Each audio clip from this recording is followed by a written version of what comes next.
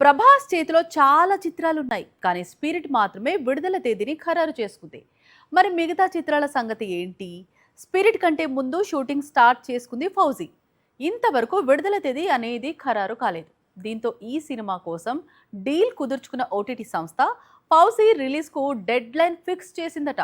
చేస్తే ఈ ఏడాది విడుదల చేయండి, లేదా డీల్ క్యాన్సిల్ చేసుకోండి అంటోందట. రాక రాక సంక్రాంతికొచ్చాడు రెబల్ స్టార్. కానీ సినిమా నిరుత్సాహపరిచింది.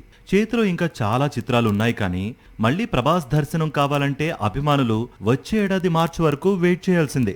ఎందుకంటే మార్చ్ 5న స్పిరిట్ మూవీ రిలీజ్ కాబోతోంది. కానీ స్పిరిట్ కాకుండా ప్రభాస్ మరో చిత్రంలోనూ నటిస్తున్నాడు. అదే ఫౌజీ. సీతారామన్ దర్శకుడు ప్రస్తుతం హను రాఘవపూడి తెరకెక్కిస్తోన్న భారీ చిత్రం ఇది. ఆజాద్ హింద్ ఫౌజ్ నేపథ్యంలో సాగే ఈ సినిమాలో ప్రభాస్ కు జోడీగా ఇమాన్వి నటిస్తోంది. అనుపమ్ ఖేర్, మిథున్ చక్రవర్తి కీలక పాత్రల్లో కనిపించబోతున్నారట. నిజానికి ఆగస్టులోనే విడుదల కావాల్సి ఉన్నా షూటింగ్ పూర్తి కాకపోవడంతో సినిమా విడుదల ఆలస్యం అవుతోంది. దీంతో అసలు ఈ ఏడాది ఫౌజీ విడుదల ఉంటుందా లేదా, లేక వచ్చే ఏడాది పోస్ట్ పోన్ అవుతుందా అనే రూమర్స్ కూడా స్టార్ట్ అయిపోయాయి. అయితే ఫౌజీకి సంబంధించిన ఓటీటీ రైట్స్ కొనుగోలు చేసిన నెట్ఫ్లిక్స్ ఇదే ఏడాది ఈ సినిమా విడుదల కావాలని పట్టుబడుతోందట. లేదా ముందుగా మాట్లాడుకున్న డీల్ వాల్యూను తగ్గిస్తాం అంటోందట.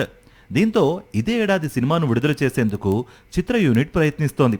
ప్రభాస్ ఓ వైపు స్పిరిట్ షూటింగ్ లో పాల్గొంటూనే మరోవైపు ఫౌజీని కూడా పూర్తి చేసేందుకు డే అండ్ నైట్ శ్రమిస్తున్నట్టుగా సమాచారం.